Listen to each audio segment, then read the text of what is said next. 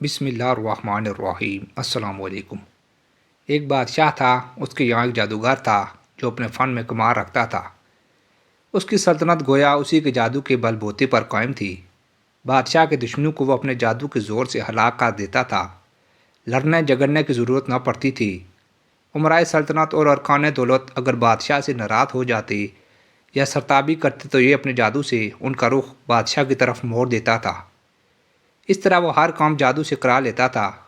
جب وہ جادوگر بوڑھا ہو گیا اور اس کو اپنی زندگی سے ناامیدی ہوئی تو اس نے بادشاہ سے عرض کیا کہ میں بوڑھا ہو گیا ہوں، میری عمر اخیر ہونے کو ہے، آپ کوئی ذہین اور سمجھدار لڑکا میرے سپرد کریں تاکہ میں اس کو اپنا علم سکھا دوں، تاکہ میرے بعد وہ آپ کے امور سلطنت کو درست رکھے۔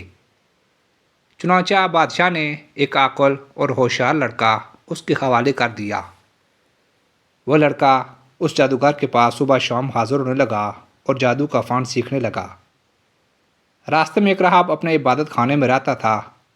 اس وقت راہب لوگ اپنے اصلی دین عیسوی پر قائم تھے۔ ایک دن اس لڑکے نے دیکھا کہ بہت سے لوگ عبادت خانے سے نکل رہے ہیں۔ اس لڑکے نے معلوم کیا کہ یہاں کون رہتا ہے۔ لوگوں نے بتایا کہ یہاں ایک راہب رہتا ہے۔ یہ سن کر وہ لڑکا بھی اس راہب کے پاس پہنچا اور اس کی باتیں سنی۔ راہب کی باتوں سے اس کا قلب متاثر ہوا۔ راہب نے اس لڑکے کو دین حق اور توحید کی تعلیم دینی شروع کی تو وہ لڑکا ایمان لے آیا۔ یہ لڑکا جادوگر کے پاس جاتے ہوئے راستے میں راہب کے پاس ٹھہر جاتا تھا اور دیر ہو جانے کی وجہ سے جادوگر اس لڑکے پر غصہ ہوتا تھا اور زد و کوب کرتا۔ لڑکا کہہ دیتا کہ مجھے گھر میں دیر ہو گئی۔ آخر جادوگر نے بادشاہ سے شکایت کی۔ بادشاہ نے لڑکے کو تاکید کی کہ ساحر کے پاس جلدی پہنچا کرو۔ اس کے درباریوں نے کہا یہ لڑکا سویرے گھر سے آتا ہے، راستے میں دیر کرتا ہے، تو بادشاہ اور جادوگر نے یہ خیال کیا کہ کھیل میں لگ جاتا ہوگا۔ اس لیے دونوں نے لڑکے کو خوب تنبیہ کی، لیکن لڑکا راہب کے پاس جاتا رہا۔ ایک دن یہ لڑکا راہب کے پاس سے بادشاہ کی طرف واپس ہو رہا تھا، کیا دیکھتا ہے کہ کسی مخلق جانور نے راستہ روک رکھا ہے۔ لوگ ادھر ادھر دونوں طرف رکے کھڑے ہیں۔ لڑکے نے دل میں خیال کیا کہ آج امتحان لیتا ہوں کہ راہب حق پر ہے یا جادوگر حق پر ہے۔ یہ خیال کر کے اس نے ایک پتھر اٹھایا اور یہ کہہ کر اٹھایا کہ اے خدا، اگر اس راہب کا مذہب حق ہے تو اس پتھر سے اس جانور کو ہلاک فرما، اور وہ پتھر اس کو مار دیا اور وہ جانور اس سے فوراً ہلاک ہو گیا۔ لوگوں نے یہ واقعہ دیکھا تو کہنے لگے کہ اس کو جادوگری میں کمال حاصل ہو گیا ہے۔ لڑکے کی ہر جگہ تعریف ہونے لگی اور اس کی خوب شہرت ہو گئی۔ آہستہ آہستہ یہ خبر راہب تک بھی پہنچ گئی۔ اس نے لڑکے کو تنہائی میں بلا کر کہا، بیٹا، تجھ کو اللہ تعالیٰ نے بزرگی و کمال سے نوازا ہے۔ میں جانتا ہوں کہ تیرا مرتبہ بہت بلند ہوگا اور تو کسی آزمائش میں مبتلا ہوگا، لیکن یاد رکھنا میں بہت کمزور اور بوڑھا ہوں، کسی کو میرا پتہ نہ دینا۔ لڑکے سے قول و اقرار لے کر راہب مطمئن ہو گیا۔ ادھر راہب کی صحبت اور انجیل مقدس کی تلاوت و اتباع کی برکت سے حق تعالیٰ نے اس لڑکے کو ولایت عظمیٰ سے نوازا، یہاں تک کہ کوڑی، مادر زاد نابینا اور لا علاج مریض اس لڑکے کی دعا سے شفا یاب ہونے لگے۔ لڑکا خوب مشہور ہو گیا۔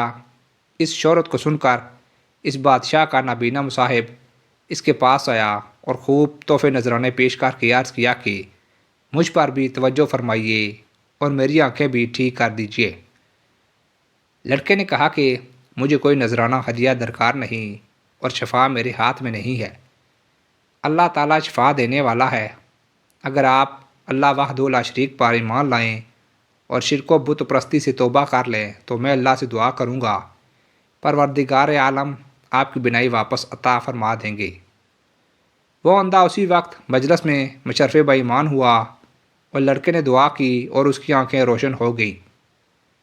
معمول کے مطابق جب یہ شخص بادشاہ کی مجلس میں حاضر ہوا تو بادشاہ کو اس کی بینائی پر تعجب ہوا۔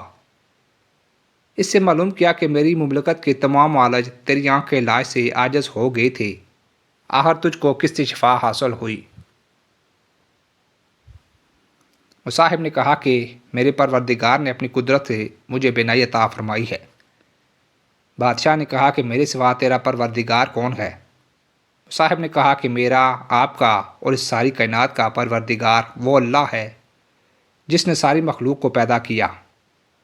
بادشاہ غضبناک ہوا اور اس مصاحب کو سخت سزا دی اور پوچھا کہ یہ عقیدہ تجھ کو کس نے سکھایا؟ سختی سے گھبرا کر اس نے لڑکے کا نام بتا دیا۔ بادشاہ نے لڑکے کو بلایا اور کہا کہ تجھ کو میری پرورش اور میرے جادوگر کے فیض سے یہ کمال حاصل ہوا ہے۔ لڑکے نے کہا کہ میرے اور آپ کے اور جادوگر کے ہاتھ میں شفا نہیں ہے، یہ اللہ کی قدرت پر موقوف ہے۔ بادشاہ سخت ناراض ہوا اور اس کو کڑی سزا دلوائی اور کہا یہ لڑکا بہت غائب رہتا تھا، معلوم ہوتا ہے کہ یہ کسی جگہ جاتا تھا، وہاں اس کے خیالات بدل گئے۔ جادوگر نے بیوی دربار میں حاضر ہو کر عرض کیا کہ یہ لڑکا مدت سے غائب ہے، میرے پاس نہیں آتا۔ بادشاہ نے کہا اس سے سختی سے پوچھا جائے کہ یہ مدت سے کہاں رہا اور کس کے پاس آتا جاتا تھا۔ جب سختی ہاتھ سے بڑھ گئی تو لڑکے نے مجبور ہو کر کوشہ نشین راہب کا نام بتا دیا۔ بادشاہ نے راہب کو گرفتار کر کے حاضر دربار کیا اور اسے کہا کہ اگر تو اپنے دین سے نہ پھرے گا تو تجھ کو آرے سے چیر دیا جائے گا۔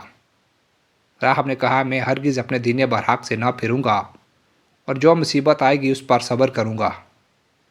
چنانچہ بادشاہ کے حکم سے اس راہب کو آرے سے چیر دیا گیا۔ پھر مصاحب کو بلا کر یہی کہا۔ مصاحب نے بھی دین برحق کو چھوڑنے سے انکار کر دیا اور اس کو بھی آرے سے چیر کر شہید کر دیا گیا۔ پھر لڑکے کو بلا کر سمجھایا گیا کہ اگر تجھ کو زندگی محبوب ہے تو باز آ جا، ورنہ تو ان دونوں کا انجام دیکھ چکا ہے، تیرا حشر بھی یہی ہوگا۔ لڑکے نے بادشاہ کی بات ماننے سے انکار کر دیا تو بادشاہ نے چند آدمی کو حکم دیا کہ اس لڑکے کو پہاڑ کی چوٹی پر لے جاؤ اور اس کو خوب سمجھاؤ، اگر مان گیا تو اس کو بڑا مقام دوں گا اور اپنا مصاحب بنا لوں گا، اور اگر یہ باز نہ آئے تو پہاڑ کی چوٹی پر سے اس کو دھکیل دینا تاکہ اس کے اعضاء پاش پاش ہو جائیں۔ جب اس کو پہاڑ پر لے گئی اور سمجھایا دمکایا تو لڑکے نے اللہ سے اپنی حفاظت کی دعا کی۔ اسی وقت پہاڑ پر زلزلہ پیدا ہو گیا اور شاہی لوگ پہاڑ پر سے گر کر ہلاک ہو گئے۔ لڑکا بعافیت واپس آیا۔ بادشاہ نے پوچھا کہ وہ لوگ کہاں ہیں جو تجھ کو لے گئے تھے؟ لڑکے نے جواب دیا کہ میرے پروردگار نے ان کے شر سے میری حفاظت کی اور ان کو ہلاک کر دیا۔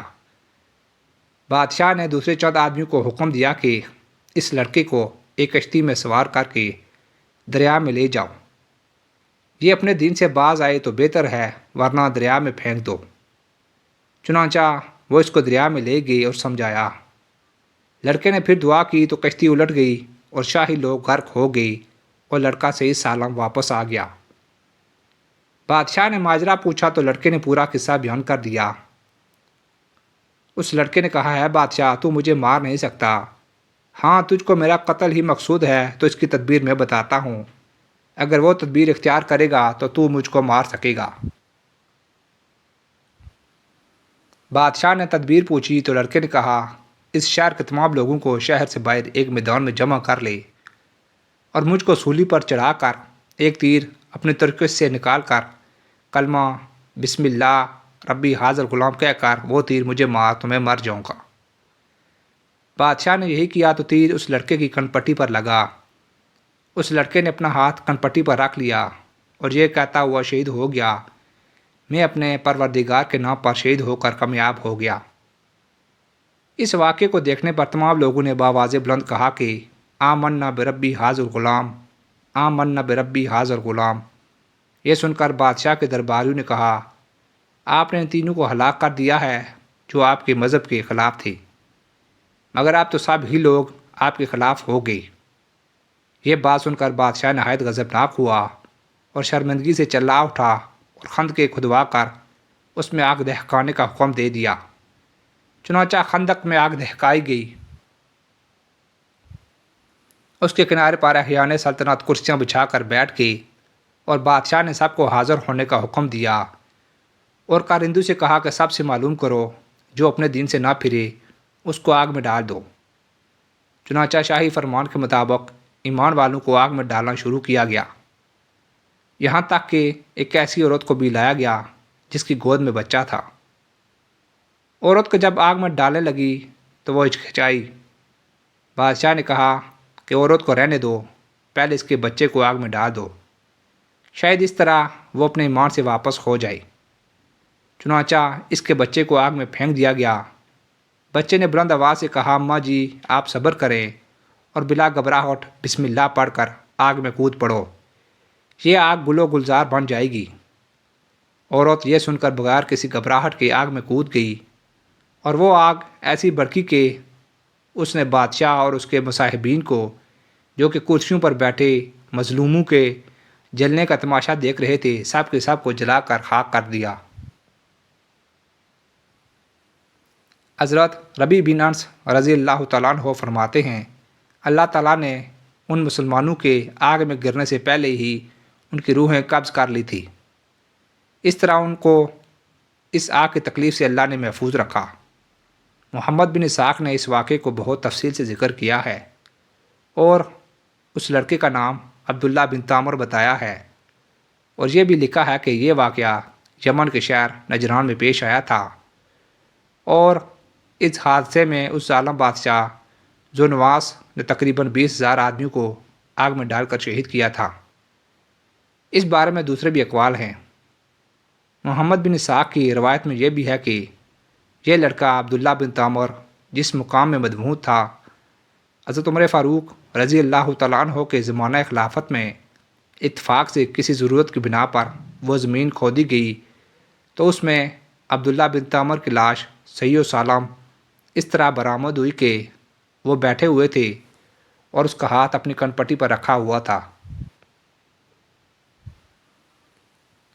کسی دیکھنے والے نے ان کا ہاتھ جگہ سے ہٹایا تو خون جاری ہو گیا، پھر وہ ہاتھ اسی جگہ رکھ دیا گیا تو خون بند ہو گیا۔ اس عبداللہ بن تامر کے ہاتھ میں ایک انگوٹھی تھی جس پر اب اللہ ربی کنندہ تھا۔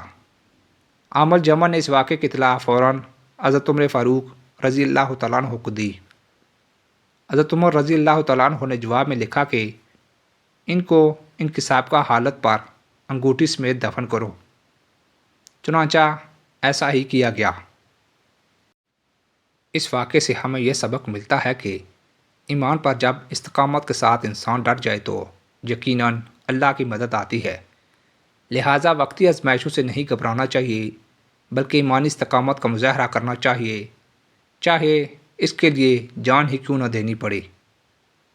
اللہ تعالیٰ اس واقعے سے سبق حاصل کر کے ایمان پر استقامت سے قائم رہنے کی توفیق عطا فرمائے۔ آمین یا رب العالمین۔